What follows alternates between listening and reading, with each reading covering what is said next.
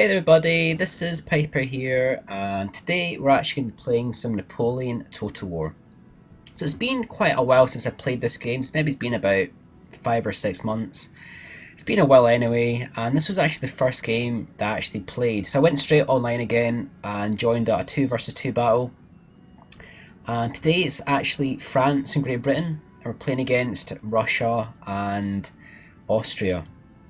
Okay, so everyone knows that Britain and France are really powerful. Russia and Austria are second tier factions. But this was just like a fun battle, and these two players are actually fairly good as well. So we'll go through some of the players. I'm playing with a player called SUNTZU Darth. From the legendary SUNTZU clan, they play a lot of Empire and Napoleon. The two players that we're facing are both, I think one's a 4-star general, one's a 5-star. I can't remember which one's which. Obviously, Napoleon, it doesn't actually show the actual names in the armies. But it's a player called Sgt Kenel we're fighting against, and another player that has a lot of numbers. So we'll go through the armies fast. I've taken Great Britain. I was going to take something like Sweden or Denmark, just to kind of balance out a little bit. He said to take Great Britain because I haven't played in a long time and these guys are pretty good. So I've gone with a standard army for Great Britain and Napoleon. Brought a lot of foot, and one of the rules in the battle was 5 lights max. So I brought the I think it's the 2 units of King's German Lightfoot and 3 units of Lightfoot. I think it's actually 3 German Lightfoot and 2 Lightfoot. In reserve I have Coldstream Guards, 2 units of Foot Guards. Got the legendary Royal Scots Greys, and we've got a unit of King's German Legion Dragoons. They're just heavy cavalry. So I thought about bringing light dragoons, but obviously for Great Britain, light dragoons are a little bit expensive for the stats. So I went with the 2 dragoons. So I'll go through the French army. A lot of infantry has gone with the Swiss foot. It's gone with Voltigeurs. You don't get that many men in the Voltigeurs, but they have better stats. He's got Old Guard. It's like 3 Old Guard, and he's got the rifle Chasseur à Cheval. They're really good horses. And he's got 1 in the centre and 2 on the left flank as well. Austrian player, Hungarian Fusiliers. So standard Austrian army has got the skirmish at the front there. They should probably have a range advantage over the Voltigeurs, and on the right flank he's gone with the Hungarian Hussars. They're pretty good, those ones. And Cuirassiers, so very heavy in the cavalry for Austria. Let's check out the general. The general is General Staff. Check out Russia really fast. Russia's gone with, obviously Russia gets, the line isn't very good for Russia, but they get better melee stats. So Russian Jaegers, 4 of them, 5 of them, Lightfoot Guard, Opelshine. He's got a lot of the mounted rifles. So he's got 1 of them. And he's got Uhlans, Dragoons and mounted rifles at the back. His line consists of basically a Pelshine, and he's got Simonovsky Life Guard. They're an elite of the Russian army, and the general is Count von Bernigsen. I think that's how you pronounce it, and Life Guard foot in the front rank as well there. So we're going to advance our armies fast. Obviously I don't know if that's a good army that Russia can bring. He doesn't have very much line there at all. He's only got 2 Lifeguard foot and the Simonovsky Lifeguard. These guys, the Pelshine, they're really cheap, but they have terrible stats on the line. So they're not going to last out too long against a professional line like the British. So check out the right flank here. the battle started between the Voltigeurs and the Austrian. How do you pronounce that name? Landesschitten. So that started right there, and the Austrian player is keeping his line pretty close to the skirmishers at the front there, which means that they're going to take fire from the backs. So you can see here the Voltigeurs have actually staked the ground. They're going to fire. Any bullets that miss are going to hit the back. And you can see there that's a unit of German Fusiliers down to 110. So they've actually lost troops there. So the players have spread out their armies. Darth has gone for a very smart formation of having, it's basically one solid line that reduces any crossfire, and he's got his cavalry at the back as well.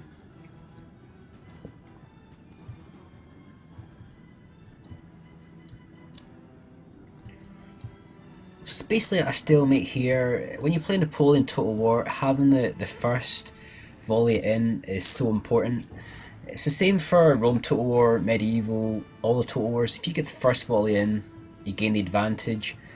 But when you play Napoleon Empire, getting the first shot in is even more important. So the battles happen between the Voltigeurs and the Austrian skirmishers, and to be honest, these skirmishers will not last very long at all.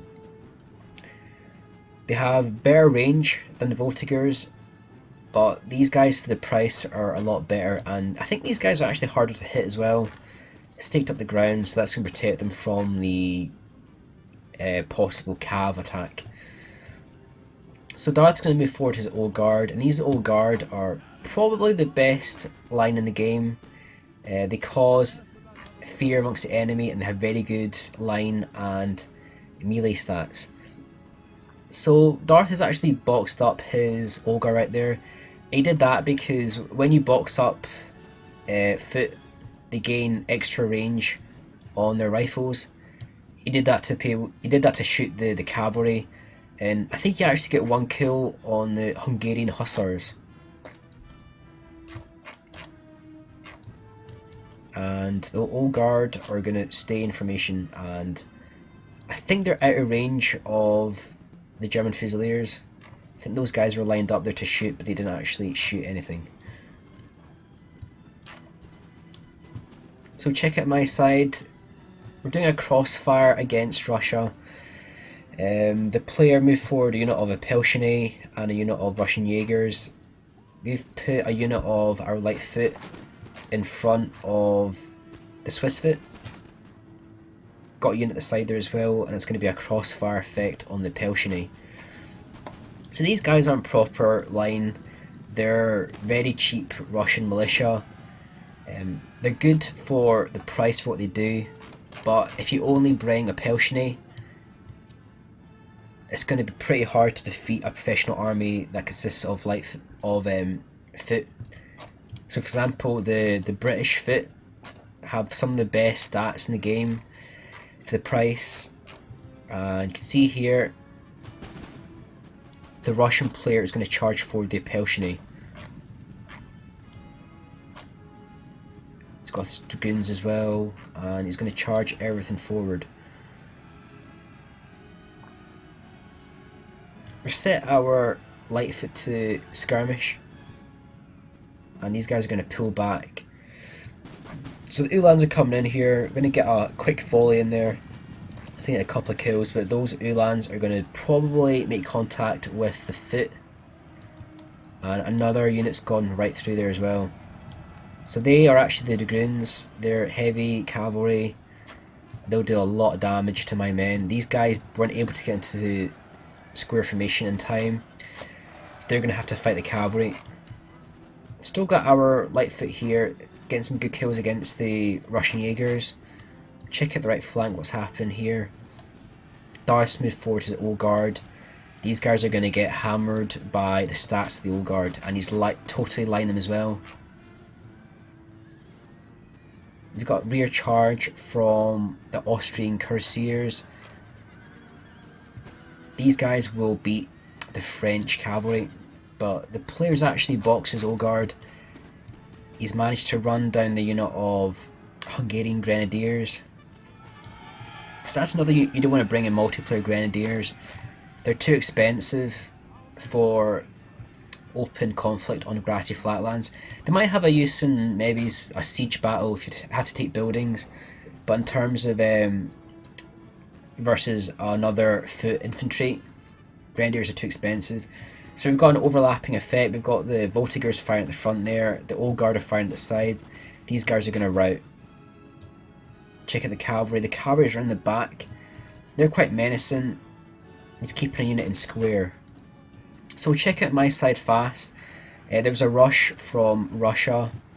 These guys are charging in here. We're trying to get as many kills as we can.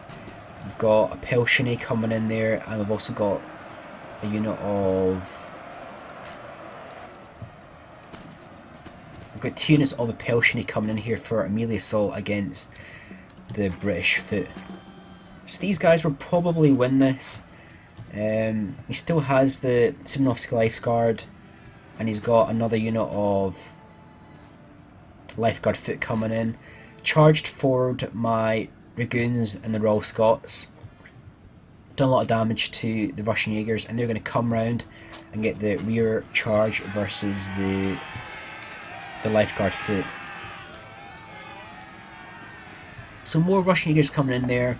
That's basically one of the major threats taken out. He still has the Semenovsky Lifeguard coming in here, and he's got a unit of mounted rifles on the left hand side.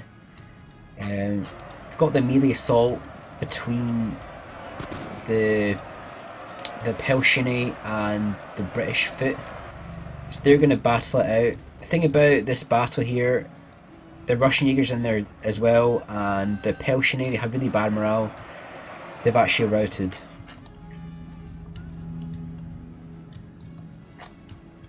So we've got our Royal Scots Greys. They are going to run down the Pelshiny, or the Russian Jaegers in this case, and they're going to rout off the field.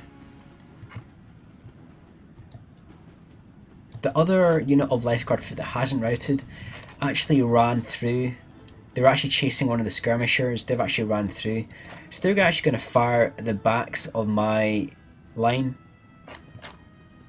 And on the left hand side,